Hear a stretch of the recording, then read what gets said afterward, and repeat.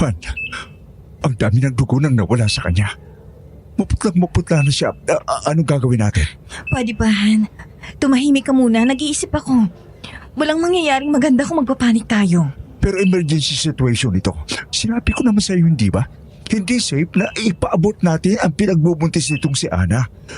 Bukod sa 17 anyos lang siya, mahina ang pangangatawan niya. May health conditions ang batang ito. Pero nagmakaawa siya sa atin. Ang sabi niya, katapusan na ng buhay niya oras na malaman ng mga magulang niya na buntis siya. At iniwan pa siya ng boyfriend niya. Sa tingin mo, kaya kong tiisin ang pasyenteng to? No, hindi pwede. Han, hindi na siya humihinga. Ano? Han, hindi na siya humihinga. No. Wala na yata si Ana. No, this can't be happening. Matagal na natin itong ginagawa. Ni minsan na hindi pa tayo namatayan ng pasyente. Ni wala pa nga tayong pasyente na nagkakakomplikasyon eh. Tapos ngayon, anong nangyari? Saan tayo nagkamali? Sinunod natin lahat ng tamang pamamaraan ng aborsyon. Sadyang hindi lang talaga kinaya ng katawan niya ang operasyong ito. Diyos ko. Dear Miss Amy, minahal ko siya kahit siya'y aswang. Dear Miss Amy, pag-ibig ba ito o sumpa? Dear Miss Amy, natatakot ako sa kanyang lihim. Ito ang aswang love story. Dear Miss Amy.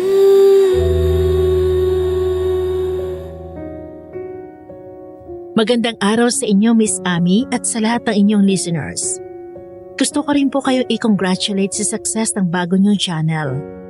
Isa po ang pamangkin ko sa mga tagapakinig niyo at talaga namang pinangingilabutan raw po siya sa bawat kwentong naririnig niya dito. Kaya naman naisip niyang hikayatin akong i-share rin sa inyo ang sarili kong karanasan. Bago po ang lahat, gusto ko pong maging tapat sa inyo. Aaminin ko po, hindi kami mabuting tao ng asawa ko. Alang-alang sa pera, ay gumawa kami ng asawa ko ng mga maling bagay na talaga namang pinagsisisihan namin. Hanggang ngayon ay iniisip ko pa rin kung napatawad na ba talaga ako ng Diyos. Kasi kung ako ang tatanungin, walang kapatawaran ang mga kasalanang nagawa naming mag-asawa. Tawagin niyo na lang po akong Trina.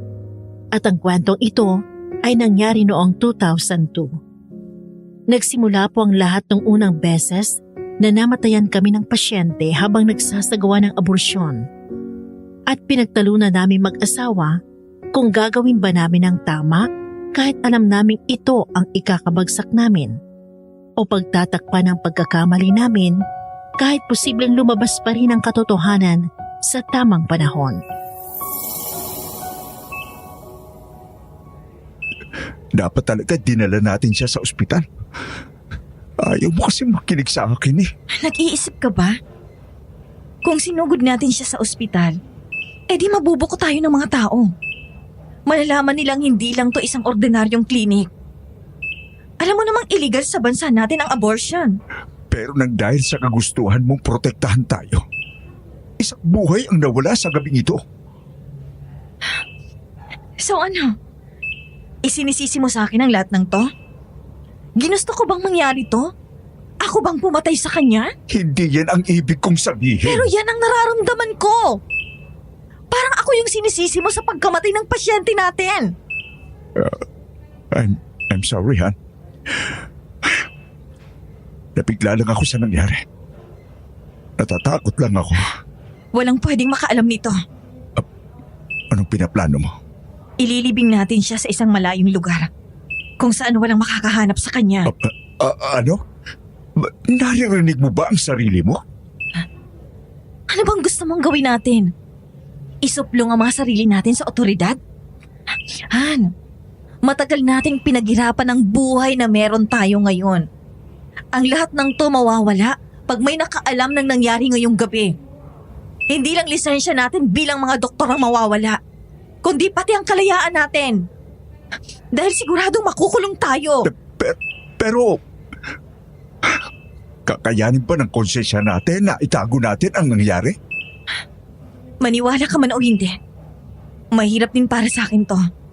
Pero wala tayong ibang choice. Kita ko ang pag-aalinlangan sa mukha ng asawa ko nang dahan-dahan siyang tumango.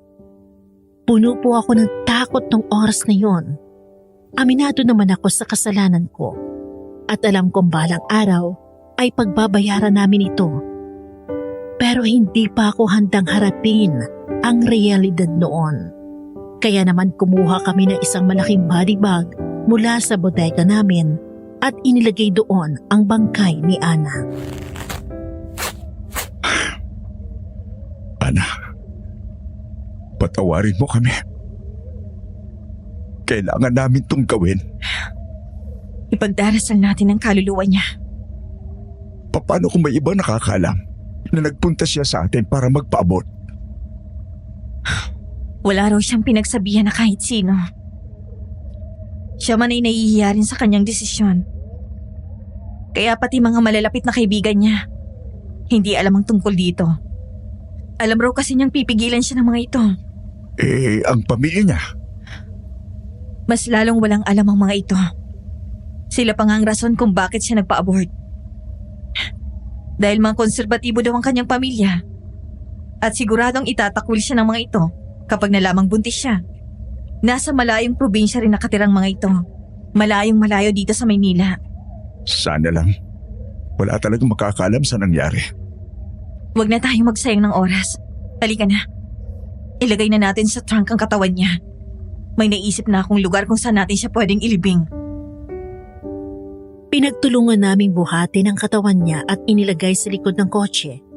Sabay pa kaming humugot ng malalim na hininga nang isara namin ang trunk. Hinawakan ko na mahigpit ang kamay ng asawa ko at binigyan siya ng pilit na ngiti. Para bang sinasabi ko sa kanya na magiging maayos rin ang lahat. Tumango naman siya at pagkatapos sabay na kami sumakay sa kotse. Pareho kaming tahimik habang bumibiyahe.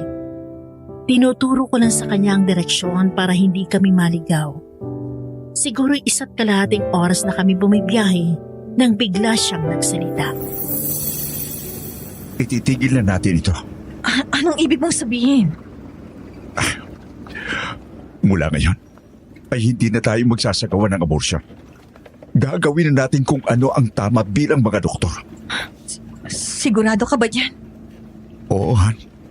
Hindi na kaya ng konsensya ko. Dati ay mga inosenteng bata lang ang pinapatay natin dahil hindi pa handa ang kanilang mga ina sa pagiging magulang. Sinasabi natin sa ating sarili na tama lang naman ang ginagawa natin. Kaysa naman maisilang sila sa mundo natin.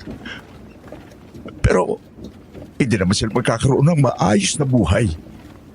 Pakiramdam natin ay para tayong mga bayani sa ginagawa natin. Pero ngayon isang ina na ang namatay. Kabayanihan pa nga ba ang lahat ng ito? Itinanim ng mga magulang mo sa isip mo na tamang lahat ng to. Na may mga natutulungan tayo ng dahil sa ginagawa natin. Pero ang totoo, sinisira nito ang buhay nating mag-asawa. Kaya tama ka. Dapat na nga natin tong itigil. Magsimula na tayo ng panibagong buhay. Hindi naman talaga ako sang-ayon sa ginagawa namin nung una. Nagmula po ako sa isang simple at konserbatibong pamilya. Dahil sa pagsusumikap ko, ay nakapagtapos ako ng medisina at kahit paano'y nakatulong sa pamilya namin. Sa med school ko nakilala si Rico. Nagmula siya sa isang may kayang pamilya at parehong doktor ang mga magulang niya. Naging magkaibigan kami at bago graduate ay naging magkasintahan. Sobrang bait po niya at sa kanya ko naramdaman na espesyal ako at kamahal-mahal. Pati ang buong pamilya niya ay walang ibang ipinakita sa akin kundi kabutihan. Madalas silang gumagawa ng mga fundraising events, nagdo-donate sa mga charities at pumupunta sa mga malalayong lugar para mag-medical mission. Kaya naman laking gulat ko po nang nalaman ko sa asawa ko na nagsasagwa raw ng aborsyon ang mga magulang niya. Saan ba talaga natin siya ililibing? Kanina pa tayo bumibiyahe. Madilim na ang lugar na to. At wala na rin ako nakikita mga kabahayan. Yun nga ang goal natin. Ang ilibing siya sa isang malayo at liblib na lugar para hindi siya mahanap ng kahit sino. Paano mo nalaman ang lugar na ito? Mahilig kaming mag-hike at mag-camp ng mga barkada ko noon. Kaya marami akong alam ng mga liblib na lugar. Malapit na tayo. Just keep driving. Ha? Han, bakit ka huminto? Anong nangyari? Nakita mo ba yun? Ang alin? May babaeng nakaupo sa likod. Ha? Oh. Nakita ko siya sa salamin. Maputla ang mukha niya. Galit na galit. Wala namang tao sa backseat ah. Hindi kayo namamalikmata ka lang? Hindi. May nakita talaga ako. Kamukha siya ni... Sino? Si Ana. Nanlaki ang mga mata ko at kinilibutan ako sa sinabi niya. Muli akong tumingin sa backseat pero wala akong nakitang kahit sino. Imposible ang sinasabi ng asawa ko. Nilagay namin sa isang body bag si Ana at nasa trunk siya ng kotse. Isa pa, patay na siya. Kaya paano naman siya makakaupo sa backseat? Not unless, kaluluwa niya nakita ng asawa ko. Tinatakot lang natin ang mga sarili natin. Mabuti pang ipagpatuloy na natin ang biyahe. Malapit na tayong makarating sa lugar kung saan natin siya ililibing. Hindi kaya gusto tayong gantihan ng kaluluwa niya? Han, ano ba?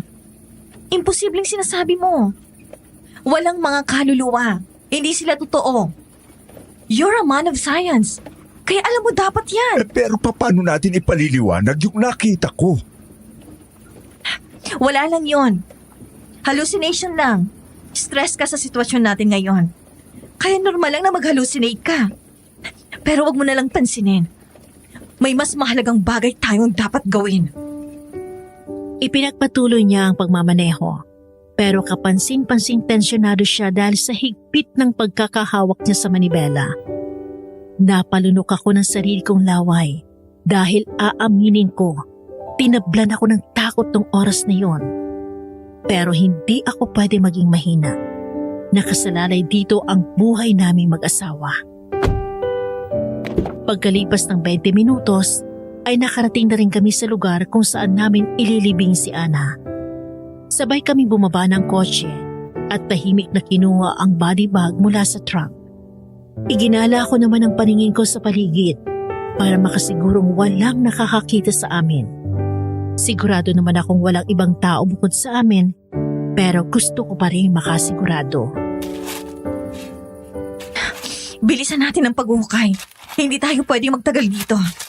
Sigurado ka naman walang pumupunta dito, di ba? Oo, wala na. Hindi na kami umabot dito nung nag-camping kami. Kasi sabi ng mga lokal na nakilala namin dito, masyado na raw liblib ang lugar na to. Kita mo naman, walang kailaw-ilaw dito kaya natatakot ang mga taong. Baka naman kung anong meron sa lugar na ito. Delikado. Ano ka ba? Huwag ka nga magpapaniwala sa mga ganyang bagay. Okay, kinikilabutan ako dito. May iba akong nararamdaman. Kung ganon, bilisan na lang natin at ang matapos na tayo dito. Pinagpatuloy namin ang paghuhukay. Pero napansin kong balisa pa rin si Rico at hindi mapakali. Medyo nainis na po ako sa kanya noon dahil bumabagal ang kilos niya nang dahil sa takot niya. Ilang saglit lang ay tuluyan niyang nabitawan yung pala at sumigaw ng malakas. Nandito siya! Nandito siya! Ano bang nangyayari sa'yo? Nakita ko na naman ang kaluluwa ni Ana. Nakatingin siya ng masama sa atin. Galit na galit siya. Patay na si Ana. Kaya imposible ang sinasabi mo. Pwede ba walang multo? Hindi totoong mga multo. Nag-hallucinate ka lang. And believe me, nakita ko talaga siya.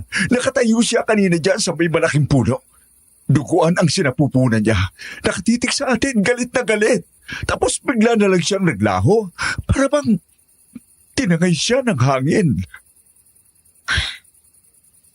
Please lang, Han. Alam kong natatakot ka at stress ka sa lahat ng to.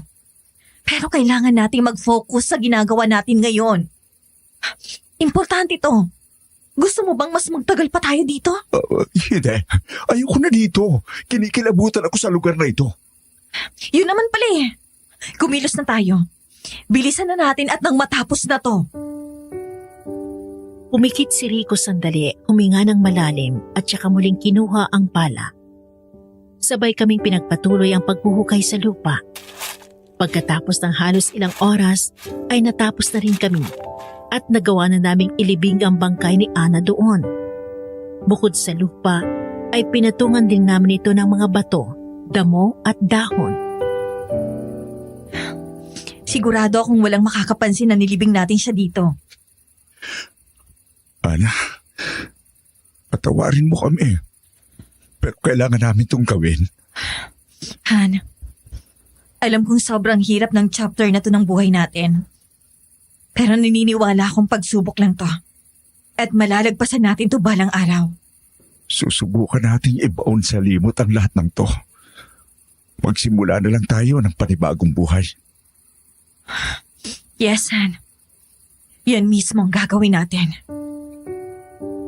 Pinaniwala namin ang mga sarili namin na kaya namin magsimula ulit.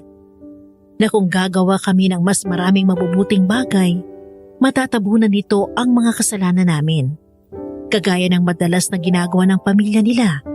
Nag-donate kami sa mga charities at tinipon ng mga kaibigan naming doktor para magsagawa ng medical missions. Grabe! Napakaliblib na pala ng lugar na to. Halos hindi na pala sila inaabot ng medical services dito. Oo nga eh. Kawawa naman ng mga residente dito. Buti na lang talaga't dumating tayo para mag-medical mission. Alam mo bang may isang pasyente ako kanina? Ang sabi niya, marami sa kanila ang hindi naniniwala sa medisina. Nasanay na kasi silang umaasa sa mga albularyo at tradisyonal na panggagamot. Nakakaawa naman. Siguro mas dapat nating dalasan ang pagme-medical mission sa iba pang mga liblib na lugar. Masaya ako at nakakatulong tayo sa maraming tauhan. Salamat sa suporta mo ha.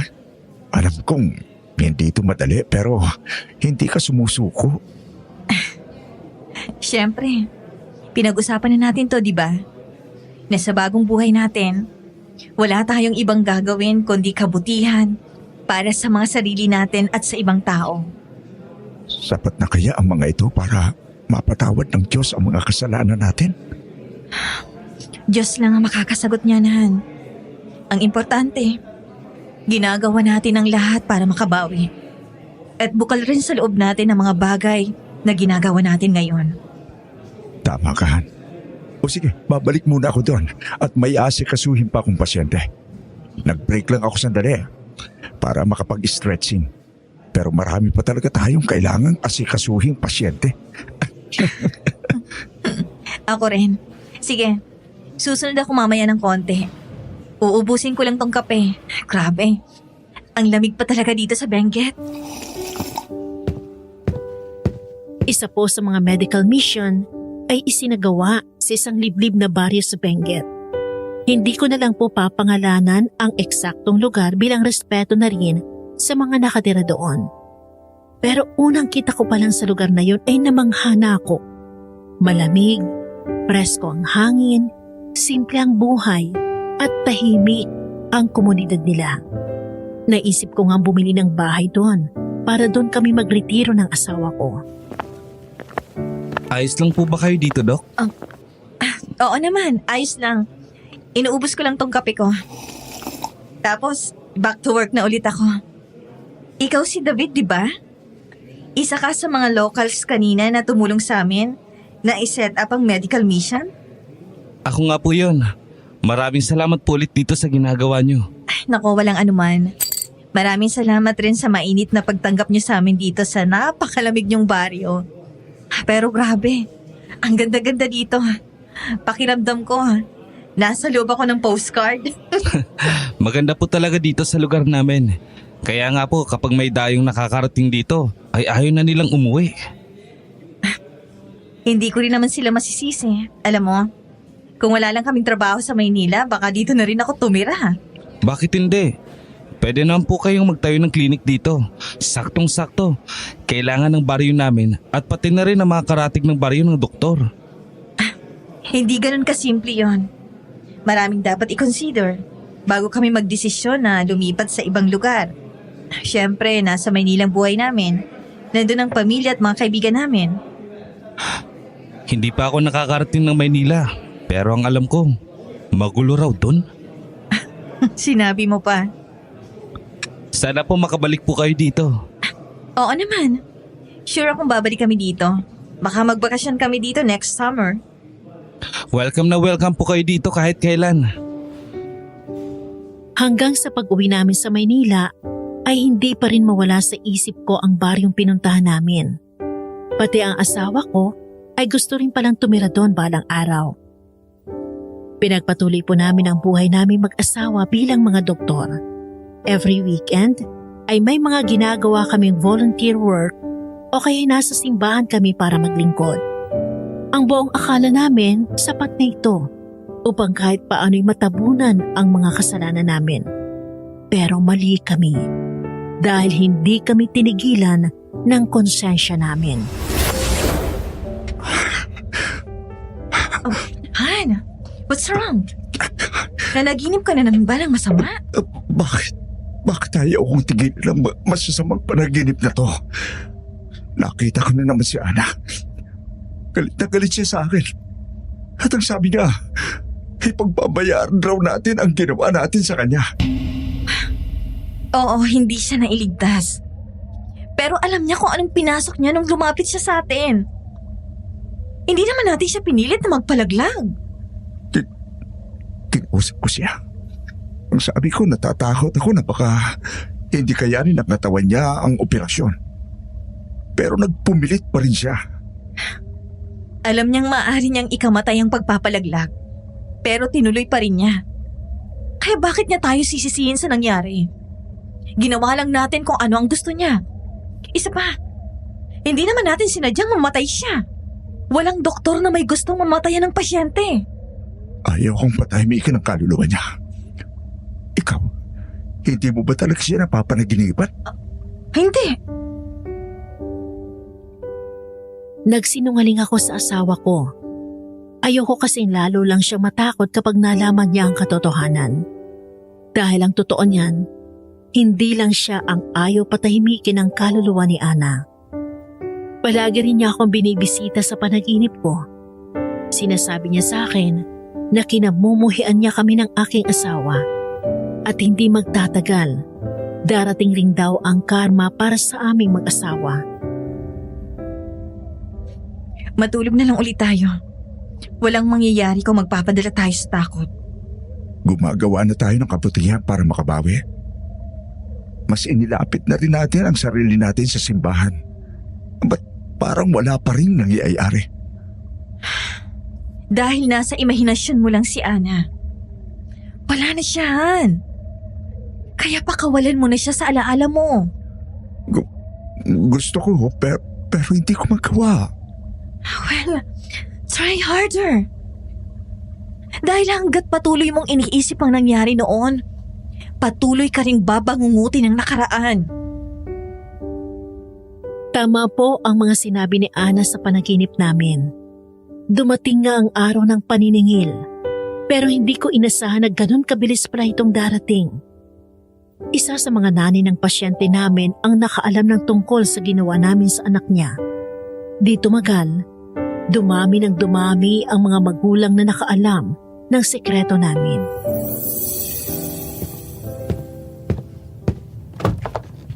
Anong gagawin natin? Parami ng nagrereklamo sa atin. Sinusugod na nilang klinik natin kaya ilang araw na tayong hindi nakakapagtrabaho.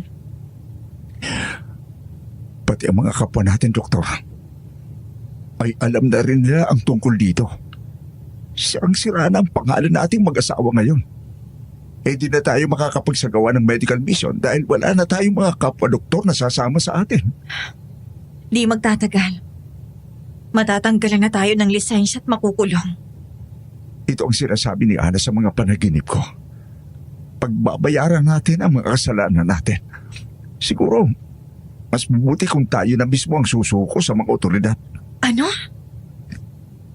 Hindi na natin matatakasan pa ang mga ginawa natin. Sa tingin mo ay may magagawa pa tayo? Wala na. Hindi sapat ang mga mabubuting bagay na ginawa natin para makabawi sa mga kasalanan natin. Kailangan na talaga nating magbayad. Hindi. Hindi pwedeng sinasabi mo. Baka pag nakulong na tayo ay titigilan na rin tayo ni Ana. Makukuha na niya ang hustisyang hinahanap niya. Pero paano naman tayo? Oo, mali nga siguro ang mga ginawa natin. Pero ni minsan ba may pinili tayong pasyente? In fact, palagi natin silang kinakausap bago magpalaglag. Pinapaintindi natin sa kanila ang bagay na gusto nilang pasukin. Sinisigurado rin natin na bago magsagawa ng aborsyon, sapat ang rason ng pasyente natin para gawin yon. Han, kahit ano pang sabihin natin, hindi pa rin ito ma-justify ang mga pagkakamali natin. At sa mata ng mga tao, kriminal tayo. No, hindi ako papayag na makulong tayo. Ayoko rin naman. Pero may naisip ka bang pwede natin gawin? Mag-empake na tayo. Kailangan nating makaalis dito ngayon din. Hindi na natin hihintaying maidemanda nila tayo. Tatakas tayo? Pero saan? Mahanap at mahanap nila tayo. Babalik tayo sa Benguet. Doon sa liblib na baryo kung saan tayo nagsagawa ng medical mission. Sa sobrang layo ng lugar na yon, hindi nila iisipin na doon tayo pupunta. Mabuti na lang at nagawa kong kumbinsihin ang asawa ko.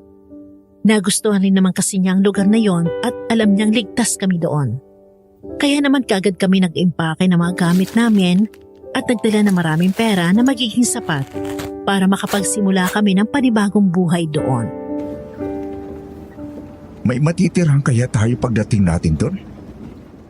Meron naman siguro. Sigurado naman akong tutulungan tayo ni na David. Sinong David? Isa sa mga locals na nakilala ko nung nag-medical mission tayo. Mabait siya. At alam kong hindi niya tayo pababayaan. Nagsuggest pa nga siya dati sa akin na doon na lang daw tayo tumira at magtayo ng maliit na klinik sa baryo nila. Magandang idea yan. May dala naman tayong sapat na pera upang makapagpatayo ng klinik doon. May mga dala rin tayong gamit sa panggagamot. Pwede naman siguro tayong bumili sa bayan ng ilang pang mga kakailanganin natin. Di ba? Makakapagsimula tayong muli. At the same time, maipagpapatuloy pa rin natin ang panggagamot. Sa baryo nila, doktor pa rin ang magiging tingin ng mga tao sa atin. Tama ka dyan, ha? Hindi nga ako nagkamali. Pagkarating namin sa baryo, ay kaagad kami nakatanggap ng tulong. Saktong-sakto kasi na nakita kaagad namin si David. Nagulat pa nga siya nung sinabi kong dito na kami titira. Sinamahan niya kami papunta sa bahay ng tiyahin niya na may pinapaupahang bahay. Hindi pa rin po ako makapaniwala na iniwan niyo ang buhay niyo sa Maynila para tumira dito. Nagustuhan kasi talaga namin itong baryo nyo. Sa tingin namin, mas magiging maayos at payapa ang buhay naming mag-asawa dito. Nako, hindi po kayo nagkakamali dyan. Malayo pa ba dito ang bahay ng tiyahin mo? Malapit na po tayo. Konting lakad na lang. Nako, sigurado akong magugustuhan niyo yung bahay na pinapaupahan niya. Malaki po yun at magandang view. Pinatayo kasi yun ng pinsan kong nasa abroad na ngayon. Ilang saglit lang ay nakilala na namin ang tiyahin niya ni si Aling Lusing. Sa tansya ko'y nasa 60 anyos na ang matandang babae. Pero malakas pa rin ang pangangatawan niya. Siguro'y dahil na rin sa preskong hangin sa kanilang baryo at alam kong masusustansyang pagkain lang ang kinakain nila doon. Ay, nakakatuwa naman na dito na kayo titira, Doc. Masayang masaya ako. Salamat po. O sige, halina kayo. Dadalhin ko na kayo sa bahay na pinapaupahan namin. Sobrang lapit lang nun dito. Kaya magiging magkapit-bahay na tayo. Kapag may kailangan kayo, pwede niyong lapitan si Tia Lusing. Parang nanay na siya sa buong baryo. Siya ang nilalapitan ng lahat pag may problema. Binibiro nga namin siya na tumakbo na siyang kagawad eh. Napakapilyo mo talagang bata ka. Kung ano-anong pinagsasabi mo kina Doc. Huwag niyo na pong pansinin yung sinabi ng pamangkin ko. Sadyang mapagbiro lang ito. Bakit po? Ayaw niyo bang maging kagawad? Mukhang magiging mahusay na leader naman po kayo dito sa baryo niyo. Tahimik at payapa ang buhay ko. Ayokong pumasok sa politika. Masaya na akong nakakatulong ako sa mga kabaryo ko kahit papano. Naglakad lang kami ng 3 minuto at nakarating na kami sa bahay na sinasabi nila. Maganda nga itong tingnan at halatang inalagaan ng maayos. May 2 palapag. Meron itong malawak na sala at kusina. May maliit na garden sa likod at may 2 kwarto naman sa taas. Napakaganda pa ng view mula sa bintana at terrace dahil kitang-kita mo ang magandang kabundukan. Malayong malayo ito sa bahay namin sa Maynila. At ang mas nakakagulat ay hindi ganon kamahal ang renta. Sabi kasi ni Aling Lusing, wala naman masyadong nagkaka-interes na tumira sa lugar nila dahil napakaliblib nito. Kaya matagal na rin silang nahihirapang makahanap ng pwedeng umupa sa bahay na yon. Basta't pangalagaan niyo lang ng maayos itong bahay, ayos na yun sa akin. Maraming salamat po, Aling Lusing.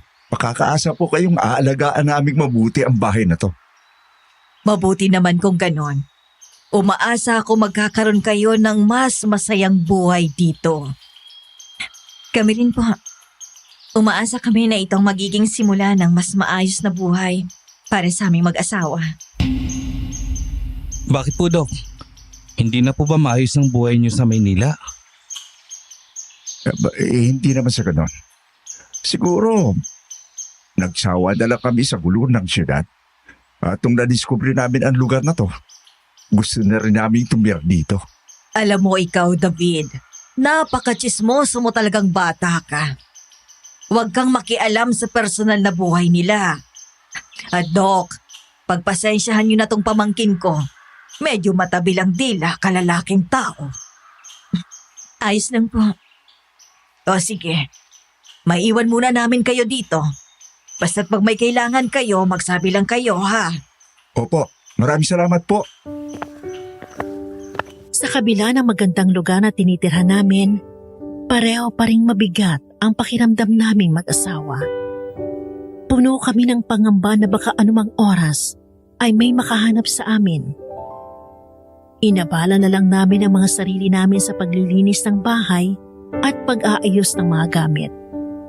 Pero sa unang gabi pa lang namin doon, ay hindi na kami pinatahimik ng nakaraan na pilit naming tinatalikuran. Han? Narinig mo ba yan? May sanggol na umiiyak.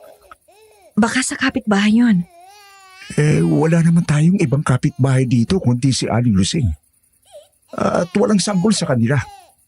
Isa pa, masyadong malakas ang tunog ng umiiyak na sanggol. Parang nasa loob mismo ng bahay natin. Imposible. Titingnan ko. Huwag na, matulog na lang tayo. Hindi pwede, Han. Diyan ka na lang. Ako na lang bahala. Sadali lang ako. Hindi ko napigilan ang asawa ko na nagmatigas talagang lumabas ng kwarto. Naiwan naman ako sa kwarto na balisa at parang nabibingi sa tunog ng umiiyak na sanggol. Tumayo ako para sundan ang asawa ko pero natigilan ako nang may mahagip ang mga mata ko. Nakita ko ang isang babaeng nakatayo sa may terrace na konektado sa kwarto namin. Anino lang niya nakikita ko at natatakpan siya ng kortina. Pero kilalang kilala ko siya base lang sa hubog ng katawan niya. Bakit ba ayaw mo kaming tigilan? Patay ka na. At wala kaming kasalanan sa nangyari. Hindi namin ginusto o sinadya yun. Ginawa lang namin ang gusto mo. Alam mo kung anong pinasok mo. Kaya hindi mo kami dapat sinisisi sa nangyari sa'yo. Nagpumilit kang magpalaglag kahit hindi tayo sigurado kung kakayanin ito ng mahina mong katawan. Sinabi ko sa'yo lahat ng posibleng mangyari.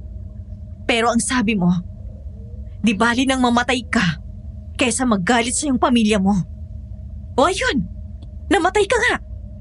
Kaya bakit galit na galit ka? Bakit ayaw mo kaming patahimikin? Ano? Habang buhay mo kaming sisindakin? Hindi ka pa ba masaya sa nangyayari sa amin? Nawala ng lahat sa aming mag-asawa. Sirang-sira na kami sa mga kaibigan namin at kapwa namin doktor. Sigurado akong sinusuka na rin kami ng mga pamilya namin. Heto kami ngayon. Nasa isang liblib na baryo. Nagtatago. Ano pa bang gusto mo? Miserable ng buhay namin ngayon. Han? Han? Han? Anong nangyayari?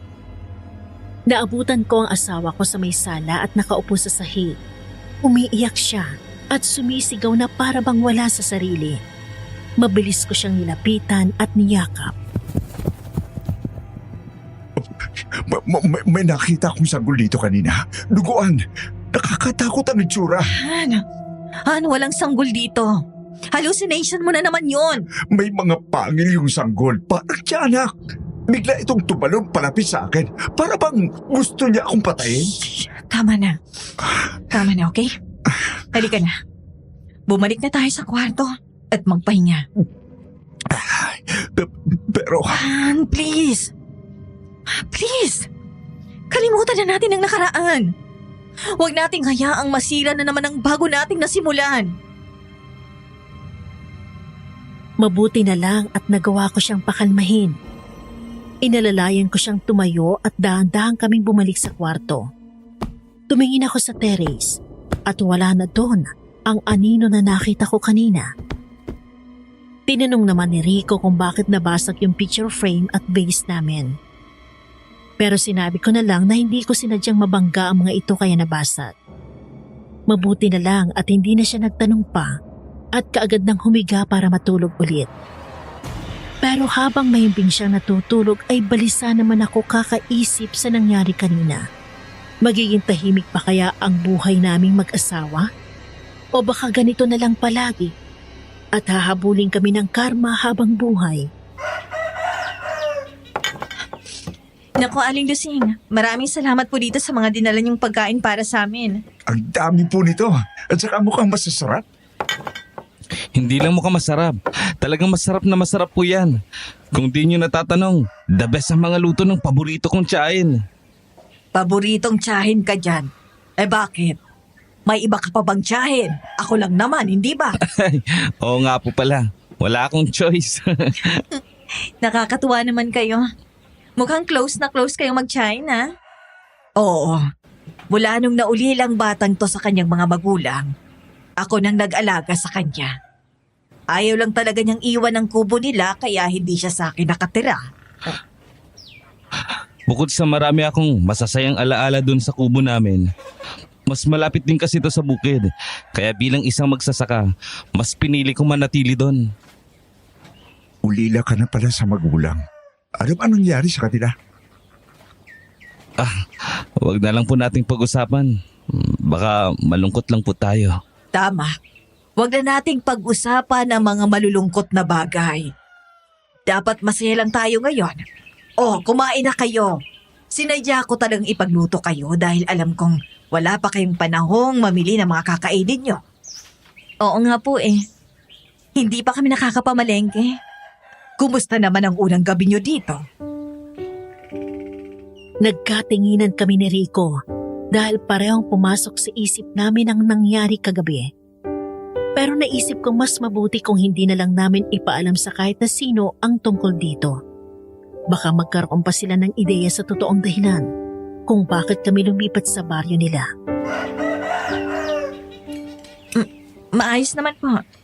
Nakatulog kami agad sa pagod. Bukod sa mahabang biyahe ay napagod din kami sa pag-aayos ng mga gamit namin. Alam nyo, may naisip ako kagabi. Bakit kaya hindi kayo magbukas ng klinik nyo dito Tamang-tama. May isa pang paupahan si Chalusing. Dati yung tindahan at malapit lang sa kalsada. Konting ayos lang ay pwede nyo na itong maging clinic. Ano sa tingin mo, Han? Mukhang magandang ideya yan. Para naman may pagkakaabalahan kami ng asawa ko. At the same time, makakatulong pa kami sa mga tao dito. Sa bagay, mas marami nga naman tayong matutulungan. Lalo pat malayo sa mga clinics and hospitals sa baryong ito. Hindi lang kami ang matutulungan nyo, kundi pati na rin yung mga karatig bari dito. Pinag-usapan namin itong mabuti ng asawa ko nang umalis ang magtiyahin. Naisip naming makakabuti nga kung magtatayo kami ng klinik para kahit papano may source of income kami. Kahit malaki ang perang dala namin, hindi naman ito sapat para buhayin kami sa loob ng maraming taon. Pero nagdesisyon rin kami na kung magbubukas kami ng klinik, hindi lang ito upang pagkakitaan namin, kundi para talaga tumulong sa mga tao. Maliit na fee lang ang i-charge natin sa kanila. At kung may pasyente kailangan ng tulong natin pero walang perang pampagamot, tutulungan natin sila ng libre. Sang-ayon ako dyan, Han. Para kahit nasa malayo tayo, patuloy pa rin tayong makakatulong sa mga tao. Namibis ko na rin naman ang mga medical missions natin. Siguro, ito na lang muna ang magagawa natin ngayon. Kailangan rin nating kumita kahit papano. Siyempre, kahit nasa isang liblib na baryo tayo, tuloy-tuloy pa rin naman ang mga gastusin natin. May binabayaran pa tayong renta ngayon. Kaya natin to, Han. Kakayanin natin. Sa mga sumunod na araw ay naging busy kami sa pag-aayos ng klinik. Nakiusap rin kami kay David na pumuntang bayan para bilhin ang ilan sa mga kakailanganin namin sa klinik para makapanggamot. Sobrang laki ng pasasalamat namin sa kanilang dalawa ni Aling Lucing dahil grabe yung mga naitulong nila sa aming mag-asawa. Hindi siguro kami magkakaroon ng klinik doon kung hindi dahil sa kanila. Sa wakas, natapos na rin. O hindi ba? Ang gandang tingnan ng klinik nyo. Oo nga po Salamat po sa tulong nyo. Walang anuman. Alam ko rin naman na marami kayong matutulungan dito sa klinik nyo. Kaya magiging sulit ang lahat ng itinulong namin sa inyo. Tutulong po kami sa abot ng aming makakaya. At ngayong tapos na ang klinik, ipagkakalat na natin to sa mga taga-baryo natin. At kailangan makarating rin sa mga karatig baryo ang balita na may klinik na tayo dito. Sa wakas, hindi na namin kailangang umasa lang sa mga albularyo. Gayon, meron na talagang totoong mga doktor na gagamot sa amin. Isang malaking biyaya ang pagdating niyong mag-asawa dito. Sa umpisa ay konti lang ang mga pasyenteng pumupunta sa klinik. Hindi kasi sanay ang mga tao doon na magpa-check up. At mas pinipili pa rin nilang magpagamot sa mga albularyo dahil ito na ang nakasanayan nila. Nirerespeto naman namin ang kagustuhan nila, pero umaasa kami na balang araw ay dadami rin ang mga pasyenteng magpapagamot sa amin. Namimiss na rin kasi namin ang panggagamot bilang ito naman talaga ang propesyon namin. Isang gabi ay biglang sumama ang pakiramdam ng asawa ko. Maaga kami naghapunan. Pagkatapos ay pinainom ko na siya ng gamot at pinahiga sa kwarto. Inaapoy siya ng lagnat kaya nag-alala ako. Sa kasamaang palad ay bigla pang nawalan ng kuryente dahil sa sama ng panahon. Aling Lucing? David? Anong ginagawa niyo dito? Gabi na, umuulan pa. Doktora, may nangangailangan po ng tulong niyo. Di ba po? Naikwento niyo sa akin na marunong kayo magpaanak. Oo. Sinong manganganak? Ang kaibigan ko pong si Minda. Nahihirapan po siyang manganak at hindi na siya matutulungan ng manghihirot na kinuha nila. Kailangan raw dalhin sa ospital Masyadong malayo yun dito. Baka po may magawa kayo para tulungan siya. Doktora, nakikiusap po ako. Tulungan niyo siya. Sige po. Pero si Rico kasi may sakit. Kailangang may magbantay at mag-alaga sa kanya. Huwag kang mag-alala. Ako nang bahala sa asawa mo. Hindi ko siya pababayaan, doktora. Maraming salamat po. David, samahan mo si Doktora kina Minda. Hintayin mo ako, David. Kukunin ko lang ang mga gamit ko. Naging kampante akong iwan ng asawa ko dahil kahit paano'y malaki naman ang tiwala ko kay Aling Lucing. Alam kong hindi niya papabayaan si Rico. Mabilis kong kinuha ang mga gamit ko, pagkatapos ay sumakay na kami ni David sa kotse. Medyo malayo pa raw kasi ang bahay ni Naminda at kailangan naming makarating doon sa lalong madaling panahon.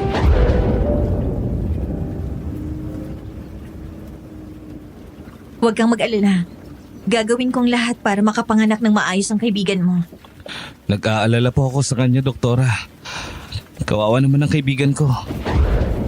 Iniwan na nga siya ng nobyo niya nung nabuntis siya. Ngayon naman, nahihirapan pa siyang manganak. Magiging maayos ang lahat. Huminahon ka lang. Malayo pa ba tayo? Medyo malapit na po. Delikado nang magmaneho sa daang ito. Halos wala na akong makita dahil sa lakas ng ulan. Zero visibility na. Lakarin na lang po natin. Medyo malapit na lang dito ang bahay nila. O sige, halika na. Bilisan natin. Kumuha ako ng payong at kagad kaming bumaba ng kotse. Binilisan namin ang kilos namin dahil mahalaga ang bawat minuto. Determinado akong iligtas ang buhay ng kaibigan niya dahil ayoko maulit ang nangyari nung kay Ana. Gusto kong itama ang pagkakamali ko sa pagliligtas ng buhay ng iba. Habang naglalakad kami ng mabilis, ay bigla akong napahinto.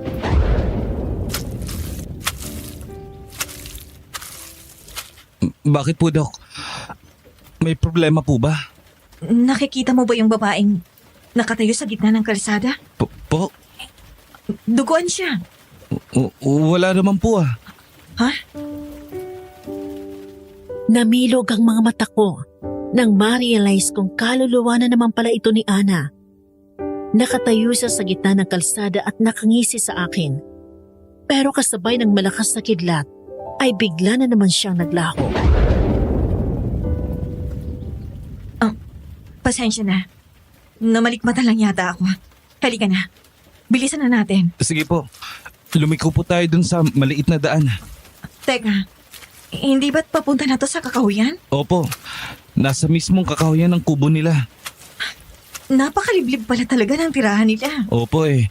Pero malapit na po tayo sa kanila. Konting lakad na lang. Okay, sige. Halika na. Nanginginig pa rin ang katawan ko habang naglalakad kami. Hindi ko pa rin kasi magawang tanggalin sa isip ko ang nakita ko kaninang nakatayo sa gitna ng kalsada. Para bang alam ni Ana na may pupuntahan akong buntis na manganganak at ipinapaalala niya sa akin na namatay siya ng dahil sa pagpapalaglag niya sa aming mag-asawa. Pakiramdam ko ay sinadya niya magpakita para i-distract ako sa gagawin kong pagtulong. Huminga ako ng malalim at pinilit ang sarili kong tanggalin siya sa isip ko. Hindi ko siya kakayaang magtagumpay sa binabalak niya. Gagawin ko ang dapat kong gawin. Pero nagulat ako nang biglang huminto sa paglalakad si David. Bakas ang takot sa mukha niya nang hawakan niya ako at pinapunta ako sa likod niya. At nanlaki ang mga mata ko nang makita ang nasa harap namin. Dalawang lalaki ang nakatayo doon. Maputla ang balat nila at puno ng dugo ang paligid ng kanilang mga bibig. Nginisihan nila kami kasabay ng pagtulo ng laway nila na parabang nagugutom at natatakam.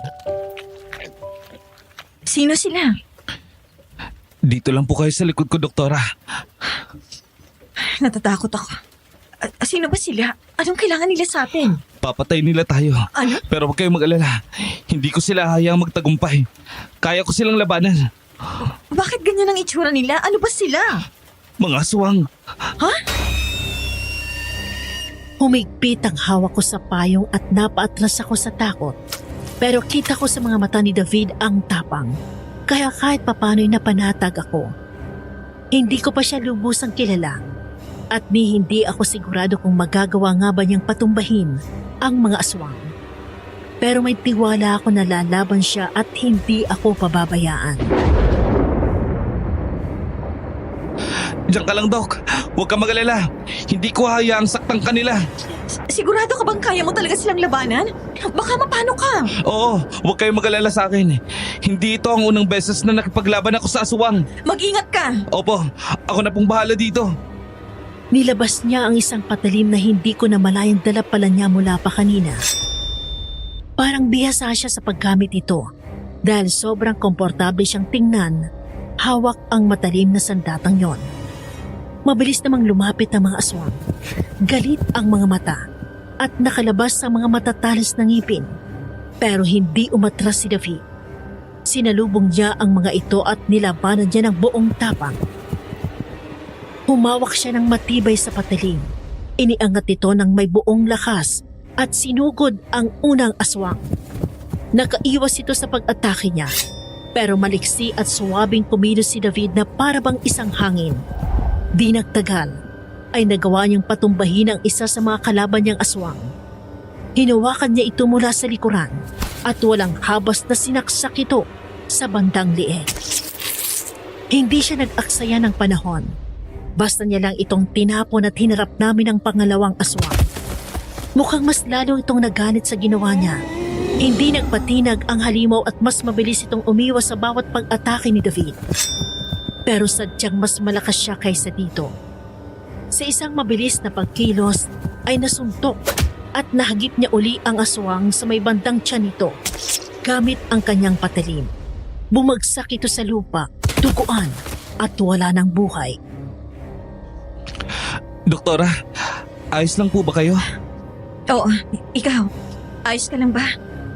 Ikaw ang nakipaglaban sa mga aswang. Hindi ka ba nila napuruhan? Hindi naman po. Mabuti na lang at marunong kang makipaglaban sa kanila. Kung hindi, baka wala na tayo ngayon. Matagal ko na pong sinanay ang sarili ko sa labanan. Mula pagkabata nagsasanay na ako. Pero tsaka na po natin sila pag-usapan. Dahil may mas mahalaga po tayong dapat puntahan. Tama ka. Halika na. Mabilis naming itinuloy ang paglalakad hanggang sa natanaw na namin ang isang kubo sa di kalayuan. Sakto naman, natuluyan ang huminto ang ulan nang makarating kami doon. Pero huli na pala ang lahat, Miss Amy. Sinalubong kami ng isang masamang balita. Pagpasok namin sa kubo ay sinalubong kami ng isang nakakapanghilakbot na tanawin. Nakahiga sa papag ang isang walang buhay na babae. Bukas ang kanyang tiyan at halos wala nang natira sa mga lamang loob niya.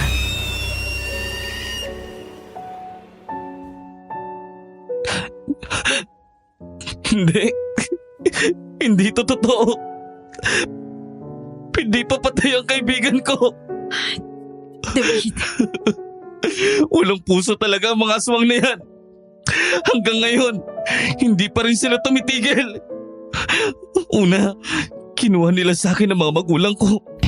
Ngayon naman, pati ang kaibigan ko ay kinuha na rin nila. Pinatay ng aswang ang mga magulang mo? Ito ang dahilan kung bakit nagsanay ako kung paano sila labanan. Dahil gusto kong may paghiganti ang mga magulang ko. Ginawa kong misyon sa buhay ang pagkamit ng hustisya sa pagkawala nila. Yung mga nakasalubong nating aswang kanina, duguan ang mga bibig nila.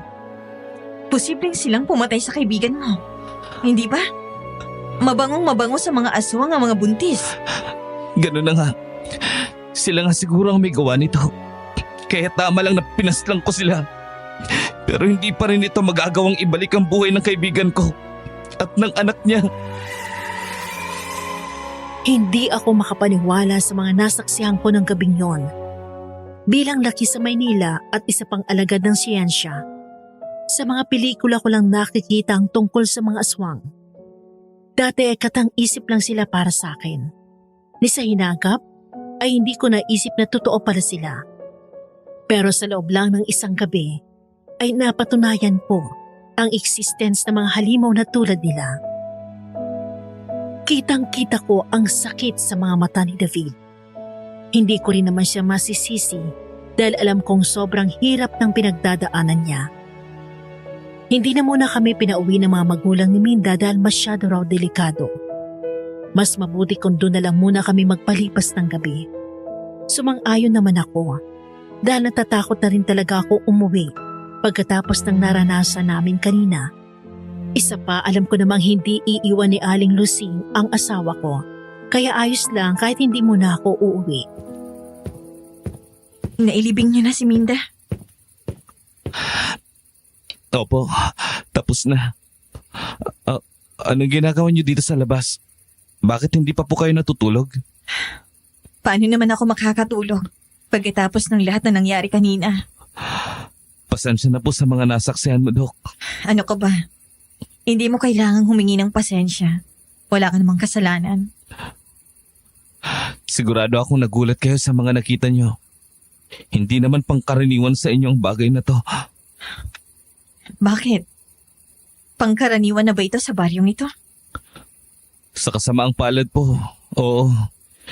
Hindi na po bago sa amin ang pananalakay ng mga aswang. Kagaya nga ng sinabi ko kanina, mga aswang rin ang pumaslang sa mga magulang ko. Mawala silang awa. Ang mahalaga lang sa kanila ay matugunan ng gutom nila. Ikinalulungkot ko ang nangyari sa mga magulang mo, David. At pati na rin ang nangyari ngayon kay Minda. Uubusin ko ang lahi nila. Hindi ba mapanganib ang pinaplano mo? Wala na akong pakialam. Marami na ang nawala ng mga mahal sa buhay nang dahil sa mga halimaw na yan. At hindi ko hahayaang magpatuloy pa ang kasamaan nila. Mag-iingat ka, David. Kinakabahan ako para sa'yo. Nagkatitigan kami at kitang-kita ko sa mukha niya ang pinaghalong galit at lungkot. Bumigat ang dibdib ko, Miss Amy. Para kasing naramdaman ko rin ang nararamdaman niya. Pero hindi ko inasahan ang sunod na nangyari. Sobrang bilis ng kilos niya nang bigla niyang hinawakan ang likod ng ulo ko at pinaglapi ang mga labi namin. Para ako na estatwa sa ginawa niya. Pero di nagtagal ay nagawa ko rin siyang itulak palayo. Iginala ako ang mga mata ko sa paligid at nakahinga ng malalim dahil walang nakakita sa amin. David, ano ba? Bakit mo ginawa yun? Patawad po, Dok. Nadala lang po siguro ako ng kalungkutan ko. Hindi ko lang maintindihan ang emosyon ko ngayon. Mali ang ginawa mo. At hindi mo na ito pwedeng ulitin. Maliwanag ba? Dok, gusto kita. Ano? Nung una pa lang kitang nakita, nagustuhan na kita. Naririnig mo bang sarili mo? Bukod sa 35 anyos na ako, at ikaw naman ay 20 anyos lang, may asawa na ako, alam mo yan. Wala namang ibang makakaalam. Anong sinasabi mo? Sinasuggest mo ba na magpaksil ako sa asawa ko? Ayaw mo ba sa akin, Dok? Hindi mahalaga dito kung gusto kita o hindi. Dahil kahit may gusto ka sa'yo, kahit pareho pang nararamdaman natin, hindi pa rin ako magtataksil sa asawa ko. Hindi ako ganyang klaseng babae. Naintindihan ko po. Pasensya na. Hindi na po mauulit. Mabuti naman kung ganon. Mabilis akong tumayo at tinalikuran siya. Pumasok ako sa isang maliit na kwarto at humiga sa kama. Sobrang bilis ng pigtig ng puso ko ng oras na yun. Hindi matanggal sa isip ko ang ginawa ni David. Hanggang sa umuwi kami kinabukasan, ay pareho kaming tahimik at naaasiwa sa isa't isa. Maraming salamat po sa pagsama sa akin, kina Minda. Walang problema. Sige po, uuwi na ako. David, yung tungkol sa nangyari kagabi. Hindi na po natin kailangan pag-usapan to. Makakaasa po kayong walang ibang makakaalam nun. At hindi na rin po ito mauulit. Salamat. At sana'y makalimutan mo ng nararamdaman mo. Mali ito. Hindi ako ang tamang tao para sa'yo.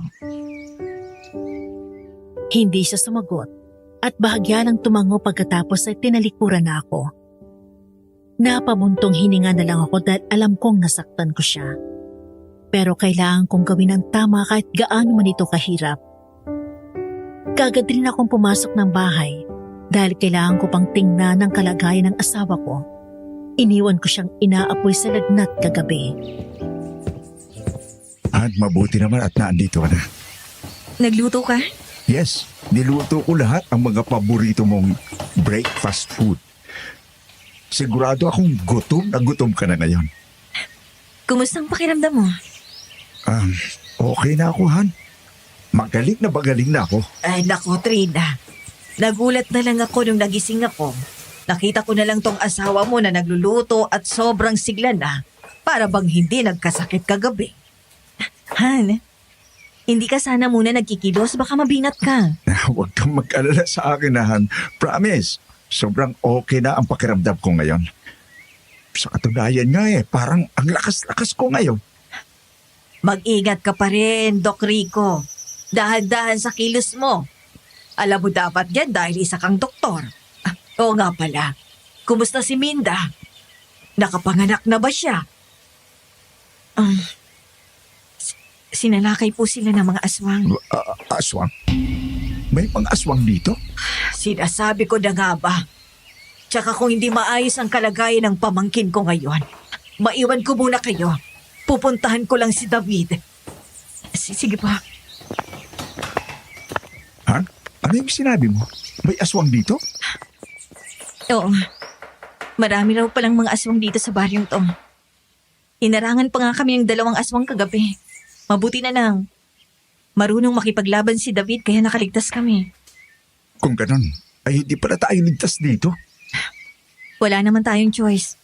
Hindi tayo basta-basta makakaalis dito. Pero, Magdoble ingat na lang tayo. Hindi naman tayo pwedeng basta na lang umalis dito dahil takot tayo sa mga aswang. Saan naman tayo pupunta? Wala na akong maisip na ibang lugar na pwede nating pagtaguan. inaalala ko lang naman ang kaligtasan natin. Huwag kang mag-alala. Walang mangyayaring masama sa atin. Nagpatuloy ang buhay namin sa baryo sa kabila ng pangamba namin sa mga aswang. Hindi nagtagal, ay unti-unti ring dumami ang mga pasyente namin sa klinik. Nakarating na rin kasi sa mga karatig baryo ang tungkol sa amin.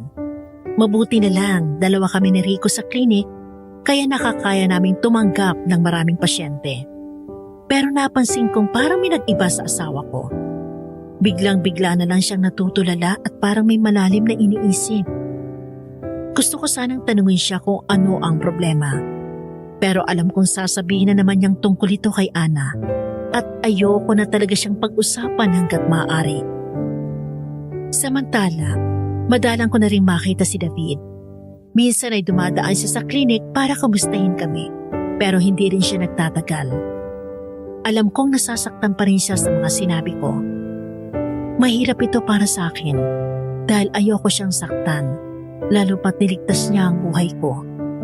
Pero hindi talaga pwede ang gusto niyang mangyari. Bilib na bilib talaga ako kay David. Napakasipag na bata at sobrang bait pa. Totoo yan. Tinanong ko nga siya kanina kung may girlfriend na siya. Ano raw ang sabi niya? May napupusuan daw siya pero ayaw naman daw nito sa kanya. Isa pa, hindi sila pwede kasi may asawa daw yung babae. Ganun ba? Kung ganun, hindi nga sila talaga pwedeng magkatuluyan. Biniro ko nga Ang sabi ko, marami namang iba dyan, di ba?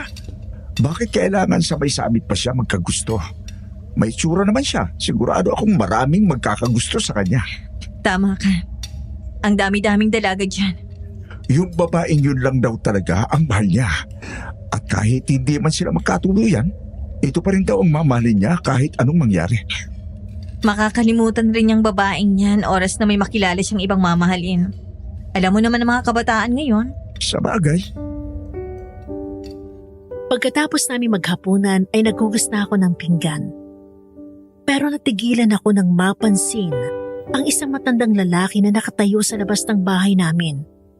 Ubani na ang kanyang buhok, pero matipuno pa rin ang pangangatawan sa kabila ng kanyang edad. Nakatitig siya sa akin na para bang may gusto siyang sabihin. Kaya naman hininto ko muna ang ginagawa ko at lumabas ng bahay. Magandang gabi po. Ano pong kailangan nila? Kayo mga doktor na bagong salta dito, di ba? Opo, bakit po? Sino po sila? Ako si Mang Domeng, isang lokal na albularyo dito. Nakarating po sa amin ang kwento na marami raw pong mga albularyo ang hindi nagustuhan ng pagtatayo namin ng klinik dito. Kung ito pong sinadya nyo dito, wala pong problema. Handa po ako makipag-usap sa inyo. Hindi kayo dapat nagpunta rito. Mang Domeng, makakaasa po kayo na hindi kami narito para agawan kayo ng pasyente. Gusto lang po naming tumulong sa paraang alam namin. Wala kaming masamang intensyon dito.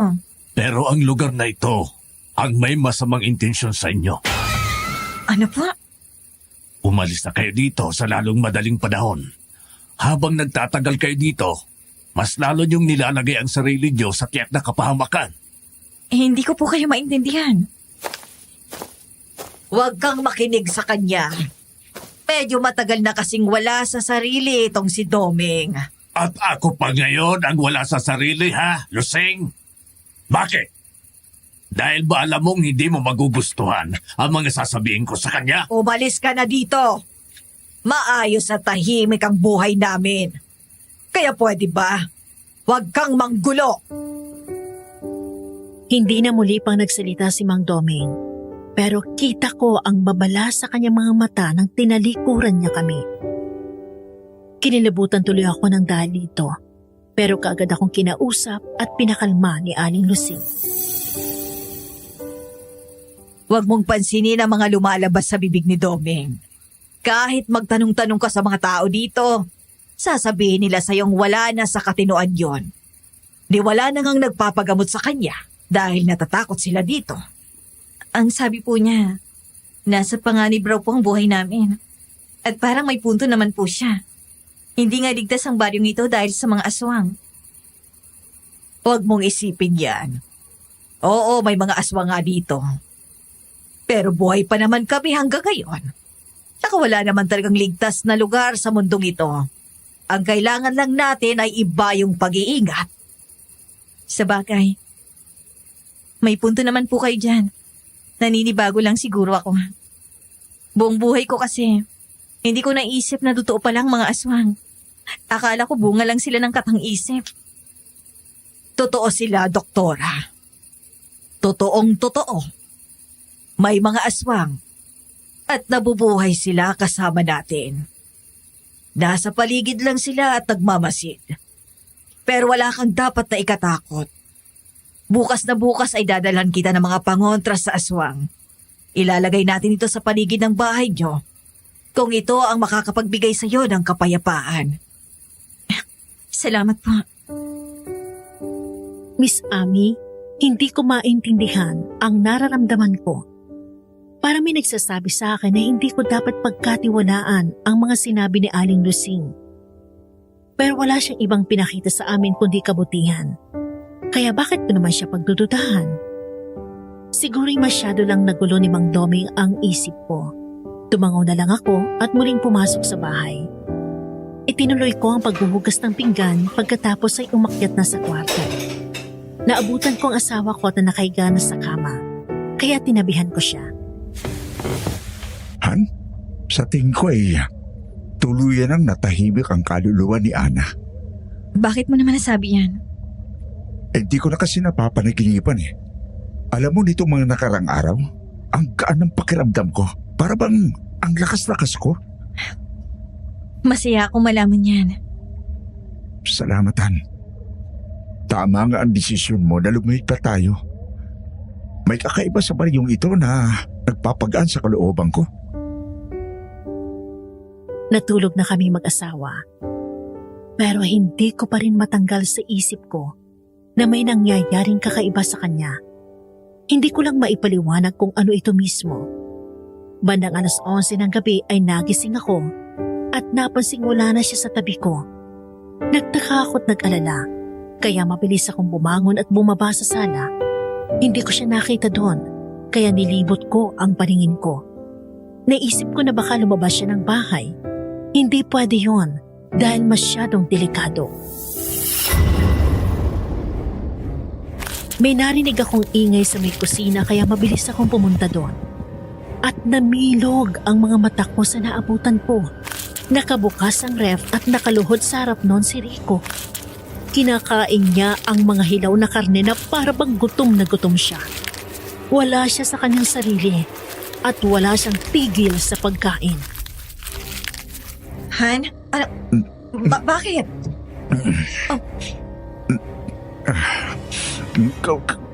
Gutom na gutom ako. Hindi ko mapigilan ang sarili ko. Han? Ilaw na kanin kinakain mo. May nangyayaring kakaiba sa akin. Hindi ko maipaniwala kung Ano? to. Pati ka, gusto kitang kainin. Diyos ko! Tinitigan niya ako ng matalim at dahan-dahang tumayo. Napaatras naman ako sa takot. Hindi ko alam kung ano ang susunod niyang gagawin. Talaga bang sasaktan niya ako kahit na mag-asawa kami? At bakit naman niya ako gustong kainin? Ano ang nangyayari sa kanya? Pero bago pa man ako makakuha ng sagot, ay mabilis na siyang sumugod sa akin. Mabuti na lang at kaagad ko rin siyang naitulak palayo. Tumakbo ako habang naririnig ko naman ang mga yapak niya na hinahabol ako. Sobrang bilis niya at nagawa niya akong habulin. Mahigpit niyang hinawakan ang buhok ko para hindi ako makagalaw. Napasigaw ako sa sakit. Nagmakaawa ako sa kanya pero hindi pa rin siya tumigil. Han, nakikiusap ako sa'yo, wag mo tong gawin. Patawarin mo ako pero kailangan ko itong gawin. Asawa mo ako, ano bang nangyayari sa'yo? Hindi ko alam. Para akong kinakain ng kadiliman. Labanan mo yan, Han. Labanan mo yan. Hindi ikaw yan. Pero hindi siya nagpapigil. Lalo lang humigpit ang hawak niya sa buhok ko. Pagkatapos ay basta na lang niya ako itinulak dahilan para bumagsak ako sa sahig. Nakita ko na naman ang matalim niyang mga mata at ang dugo ng karneng tumutulo pa sa kanyang bibig. Hindi na niya kontrolado ang sarili niya at nakita ko sa kanyang mukha na hindi siya magdadalawang isip na patayin ako. Huminga ako ng malalim at tinapangan ang sarili ko. Mabilis akong tumayo at kumaripas ng takbo. Tuluyan ako nakalabas ng bahay pero naririnig ko pa rin ang paghabol niya sa akin. Mabuti na lang at nakasalubong ko si David sa labas. Kaya mabilis akong sumigaw at humingi ng tulong sa kanya. Ano nangyayari sa'yo, Doc? Gusto kong patayin ang asawa ko. Ano? Bakit? Hindi ko alam. May nag-iba sa kanya, David. At hindi ko ito maipaliwanag. Bumalik ka rito! Hindi pa tayo tapos! Kailangan mo pa akong tulungan! Gutom na gutom pa ako! Bago pa man niya ako nagawang sugurin ay pinigilan na siya ni David. Hinawakan siya nito mula sa likod at nagpumiglas naman ang asawa ko. Pero bigla siyang natigilan nang makitang patalim na itinutok ni David sa kanya. Hilayo mo sa akin yan! Bitiwan mo ko! Sa tingin ko alam ko na kung ano nangyayari sa asawa mo. Ano? Mas mabuti kung si Chalusing na magpapaliwanag sa iyo.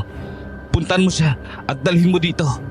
Kailangan nating patingnan ng asawa mo sa kanya para makasigurado tayo. Okay, sige. Nagmamadali kong pinuntahan si Aling Lusing at sinabi sa kanya ang nangyari. Sumama naman siya sa akin pabalik sa bahay. At naabutan namin si David at ginagapos ang asawa ko sa sala.